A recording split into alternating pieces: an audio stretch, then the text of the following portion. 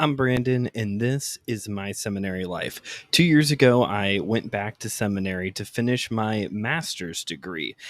And I started this show as a way to give me an opportunity to reflect and think critically about what I had to study, along with being able to bring conversations that are usually reserved for seminary students to anybody. Because around here, I believe that theology is for everybody. Now that school is done, I'm entering a whole new phase here on the show where I'm picking out topics that we probably should have talked about in seminary, like apologetics, and also making room for some fun series along the way. So I hope you're ready to come with me on this new journey as we keep on studying together.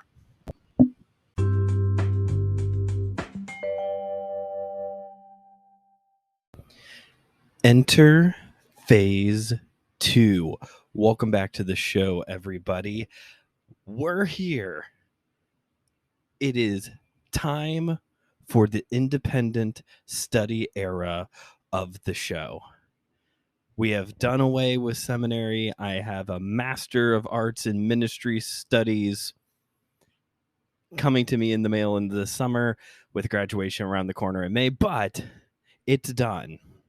And we are now here on the brand new era of the show, the independent study era, where for the foreseeable future, I am going to be choosing series that I think are important, that I think we probably should have talked about in seminary, while also, occasionally stopping off for a fun series here and there. How long, Brandon, will the independent study era last? Of course, that is the big question. And the answer to that is actually, I don't know. I don't know how long this era is going to last. The Master of Arts was a 2-year commitment. And when I started my seminary life, I knew I wanted the show to last longer than 2 years. How much longer my seminary life will be in existence, I'm not quite sure. I don't know. There's this part of me that thinks that if I eventually get around to doing a doctorate, that once the doctorate is done, the show is over. Because, in higher education, that's like the pinnacle. That's the highest point, right? Whatever the highest point of a mountain is, like once that, then it's done. That's a conversation for Thursday, Brandon, to figure out.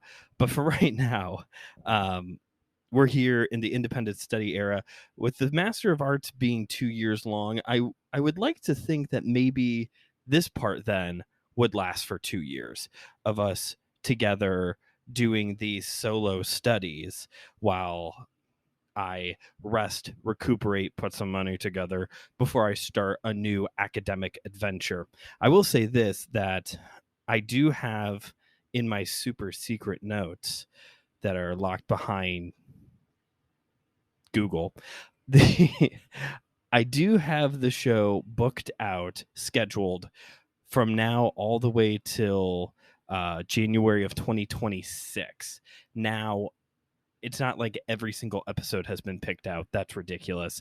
And I only have it booked out that far. I'm a very planned, organized person, but even that's a little extreme for me. The only reason it's been planned out this far already is because ideas come to mind and I just jot them down. And so in time, as jotting down ideas have occurred and as I've been feeling out from you all, the audience, what you have liked, it's just kind of come to be that, I've got the next really 2 to 3 years figured out. So that's what we're shooting for. Probably 2 to 3 years at least as we go into the independent study era of the show. Starting things off here with Apologetics 101, because like I said, it still kind of baffles me a little bit that I had to do this class on administration and not church history, apologetics, counseling, Greek and Hebrew. I guess the Greek and Hebrew makes sense because I chose to do an MA and not an MDiv, but still you kind of get the idea of we I would the ministry administration series is actually very popular, and it's probably because we talked about a lot of stuff that you don't normally hear about, even on a podcast like this, where it's a little bit more academically focused. Like we were talking about policies and procedures and spiritual gift quiz reactions. There's probably a show just devoted to that, though, the more I think about it. And one of the things that came up in that class was that we were told by the professor that you cannot say that you are adequately trained for ministry at a seminary level, at a master's level, if you have not been taught how to use money. And it's like, yeah, I get it. That makes sense, especially if you go into a church situation where you're like, you know, you you're in a small church situation where you have to do everything, or you're in a big church situation where you have a big budget that you have to be accountable for.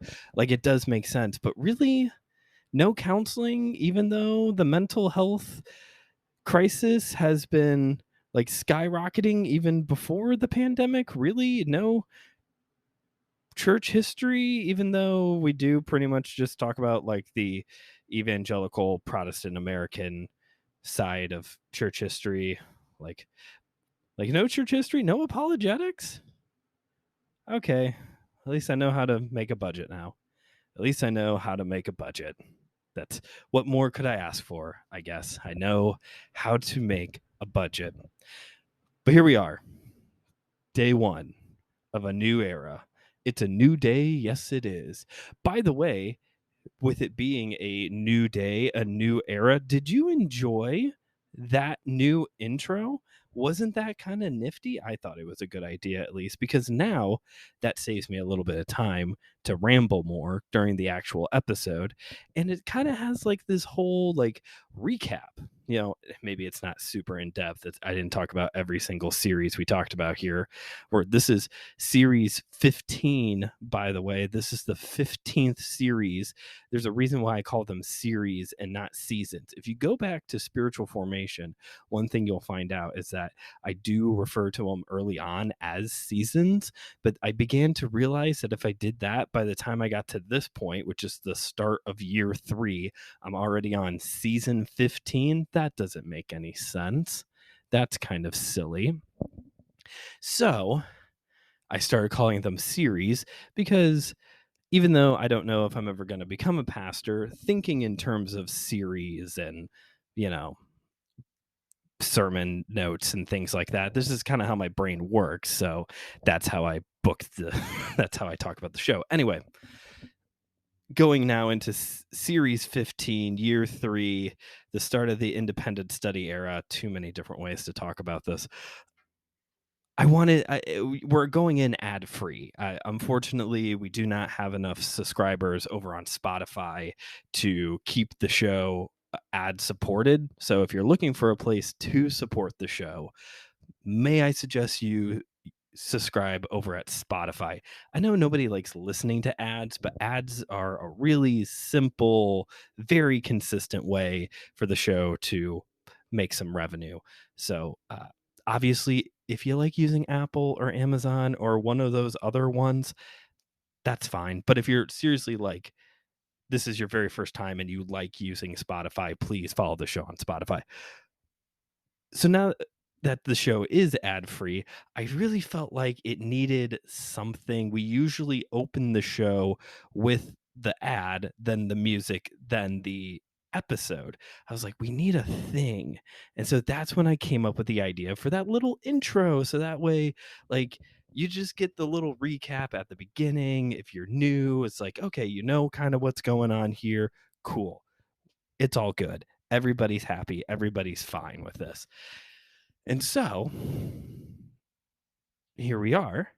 By the way, the that intro that I came up with is actually inspired by my favorite TV show intro of all time, which is the intro to the TV show Burn Notice, starring Jeffrey Donovan and the greatest actor of all time, Bruce Campbell.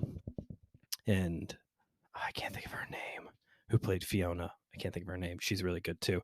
Yeah, that intro to Burn Notice. My name is Michael Weston. I used to be a spy until I had the whole thing memorized at one point in time. Yeah, that is the inspiration for the new intro to the show of me just recapping. Now you all know what it is we are doing here. Speaking of TV shows, I've being a stay-at-home dad, this has been on my mind a lot lately. Being a stay-at-home dad, I really enjoy bonding with my kid, particularly watching shows with him. It kind of first started when he was watching TV, of just him just like sitting motionless, just observing whatever was on the TV. Now he actually like kind of interacts with it a little bit. He'll clap, he'll bounce up and down. His common way of expressing joy is kicking his legs. He'll like or flapping his arms like he's a bird trying to fly away. So I get to see that when he is watching TV. It's doing his little like gestures. We have 3 TV times during the day for Cooper. Claire and I are very much of the mindset that if you that you should do what is best for you and your son, or for you and your child. Obviously, not everybody has a son. It's late at night as I'm recording this. um, you should do what is best for you and your child in your parenting. That is our philosophy. So for us, we've decided he has like these 3 TV times. The first one's in the morning, and it's Cooper and I in the morning. We're eating breakfast, we're getting ready, and one of 4 shows are usually on this early in the morning. And it is either Mickey Mouse Clubhouse, Curious George, Baby Einstein, or Hey Bear. Mickey Mouse Clubhouse is, first off, I think Mickey Mouse, kudos to Disney for their marketing and brainwashing of children. We've all been brainwashed by Disney. And that's not even like a jab. That's just like a common fact at this point. That Cooper totally recognizes who Mickey Mouse is. I don't know if he knows other characters yet. I think he knows one other one. I'll talk about this other character here in a moment, but Cooper totally recognizes Mickey Mouse. It's a fine show. It definitely, it teaches kids like how to think critically through their problems, specifically like, okay, how do I use my tools to solve this issue that we're having? It's just honestly, at least of the shows that I've watched with Cooper so far, it is the most repetitive show on the planet. Intro song followed up by Mickey introducing whatever the thing is that's happening today. Okay, now we got to go get our tools from Toodles, and now we're gonna go do that thing. And now every 4 minutes, someone's gonna yell, "Oh, Toodles!" Then we have to do the whole thing. We've got ears say cheers, and then okay, we've used all the tools, say super cheers, and now the episode's over. So let's all go sing Hot Dog and. All right, now we're back for another one. It's rinse and repeat all the time. The nice thing is that since Cooper is still little and can't talk, I can be in charge, and when I'm done watching Mickey Mouse, I can just turn it off and turn something else on, or just turn off the TV completely. Curious George is pretty good. That one, again, it is kind of like this learning about the world around you, which is kind of standard fare when it comes to children's entertainment. But I think it's good because Curious George is like, he's, curious, obviously. And that's kind of the angle they take with the children of like, it's good to be curious about what is going on around you. And that's a good thing that's a good thing to teach kids, right? And I think it's also fun because like a well-written kid show should be, there's good like jokes for the grown-ups every once in a while too, which is I appreciate. Also, it's really cool that Ron Howard is one of the executive producers. Like the dude must have been a big fan of Curious George when he was growing up or something. Like why else would Ron Howard care about a PBS show? That has to be like the most well-funded PBS show in history too. When it comes to Baby Einstein and Hey Bear, those are both in those baby sensory departments where this is like the best one just to have on in the background because it's primarily just music. The Baby Einstein, we have those on DVD. It's so fun watching these like late 90s, early 2000s DVDs, and like the what probably was super high tech at one point in time that just looks so low tech now. But it's so simple and it's puppets. And this is one of the ones where Cooper's very expressive with, because there's like, I think like each one, we have 4 DVDs of Baby Einsteins, and I think each one there's like a certain moment that now that he has seen it enough times, he knows what's coming and he gets really excited. There's one that has like a dragon puppet that sticks out his tongue, and he gets really smiley about that.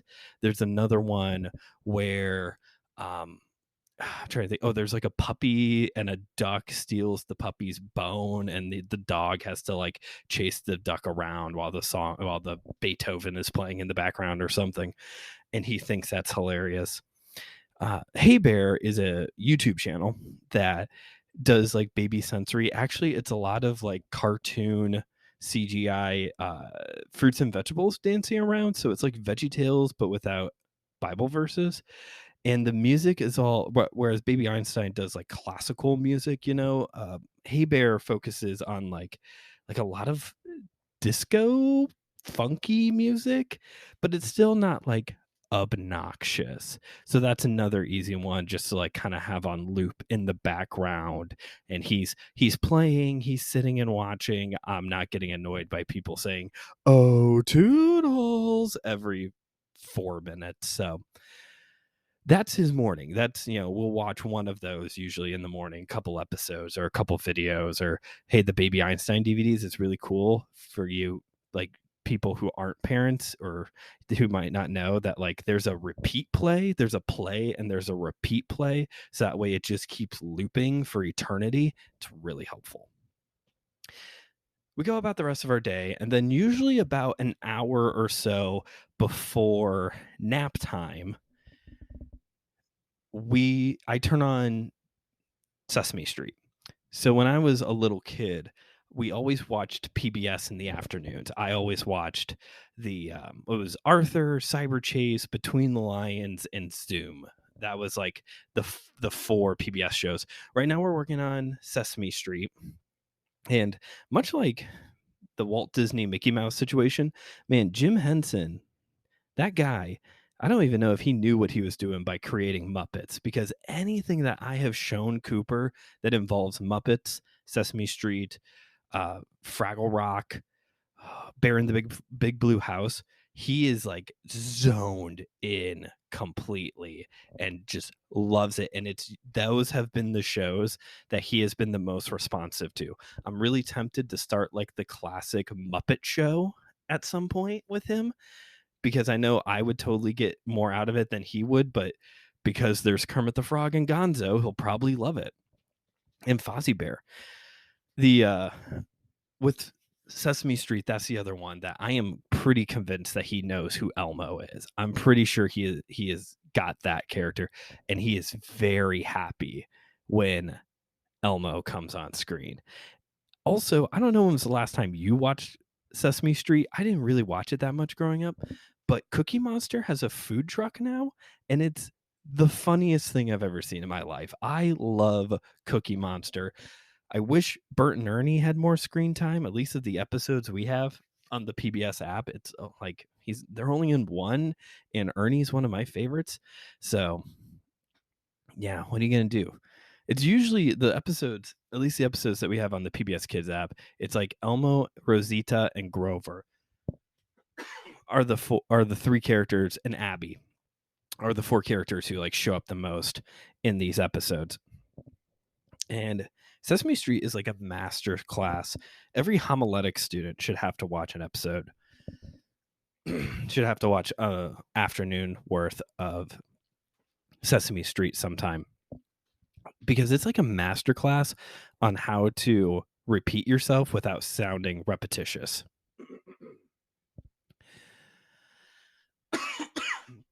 Yeah, each episode is like they do the I wonder what if, let's try. Every parent knows what I'm talking about right now. I wonder what if, let's try, and also the whole growing together theme. They like work these into the episode in so many different ways, in so many different conversations. The letter of the day, the number of the day, they're worked into the episode in a variety of different ways. It's just very, I don't want to say it's clever, because it's not like, oh man, I never saw that one coming type of thing. But like you could tell that they put some thought into how do we continue to teach kids these valuable life lessons without sounding repetitious, like we're yelling "oh toodles" every 4 minutes. Then right before bed, Cooper gets to watch Bluey. And I just want you to know that everything you heard about Bluey is absolutely true. Bluey is the greatest gift that we have gotten in a very long time, period. Whatever in any category, Bluey is, it lives up to the hype. If you're a grown adult listening to this and you have never watched Bluey and you have Disney Plus, shame on you. Stop listening to me talk right now and go watch Bluey. It will do you more. It will be more beneficial to you to listen to watch an episode of Bluey than it would be to listen to an April Fool's prank episode of My Seminary Life. That's right, folks. There's not actually anything about apologetics in this episode. I have just wasted 20 minutes of your life. You're welcome, America. Of course, if you're not listening to this episode on April 1st, then I just sound like an amazingly big jerk right now. But when I realized that Apologetics 101 was going to start on April 1st, that was not planned. It was just, I think it was like within the past like 2-3 weeks or so is when I realized it. I was very careful to never draw attention to the fact that the series was going to start on April 1st. So that way I could do this bogus episode where I actually don't talk about apologetics, even though the title and the description that I wrote make it look like I am talking about apologetics in this episode. And instead, I just stood here in my laundry room and did an entire filibuster episode. I feel like Mr. Smith goes to Washington right now. I did a filibuster episode talking about the TV shows I watch with my son. By the way, if you want to hear more about Bluey, I'm going to be on spoiler. I'm going to be on a podcast here pretty soon talking about Bluey. I'll post the link for that when that episode comes out. Yeah, if you want to hear more of my thoughts on children's entertainment, you can reach the show at email seminarylife@gmail.com, and I will be happy to do this again for you all. Thanks for listening. I promise next Saturday will be the actual start to Apologetics 101 for reals this time. And we will talk about what is apologetics. But thanks for being a good sport. If you somehow made it to the, what are we at here, 22-minute mark or whatever, if you've made it this far, thank you for being a good sport and listening to me ramble and give you way more information than you ever needed to know about my son's television times throughout the day. And if you for some reason enjoyed this episode, if you actually enjoyed it and you feel like, hey, I deserve to have gotten pranked, this was fun, please share this episode around, but don't ruin the fun. If you're going to share this episode around, you are now officially in on the joke. You have to put over the fact that this was an episode on apologetics. Okay, so please share this episode around. Rate and review the show wherever you're listening to the show. I already talked about Spotify, so I don't have to bring that back up. You can always keep up the show on Facebook and Instagram at My Seminary Life Pod for daily updates. Every Thursday, I'm going to be highlighting a different online resource that you can check out to continue to grow in the subject of apologetics. And so you could be looking for those on Facebook and Instagram this coming week. And I think that's it. I think so. Mainly because I didn't really talk about anything. Yesterday on the show, we had the next to last episode of Fish Fridays where Pastor Will Rose was on the show to talk about the Lutheran side of Lent. So if you were ever curious why the people who started the Protestant Reformation do that Catholic Church thing of observing Lent, all of your your questions will be answered in that episode. I do promise that. This coming Monday is the next live stream event. This is to celebrate the fact that the GoFundMe has been fully funded.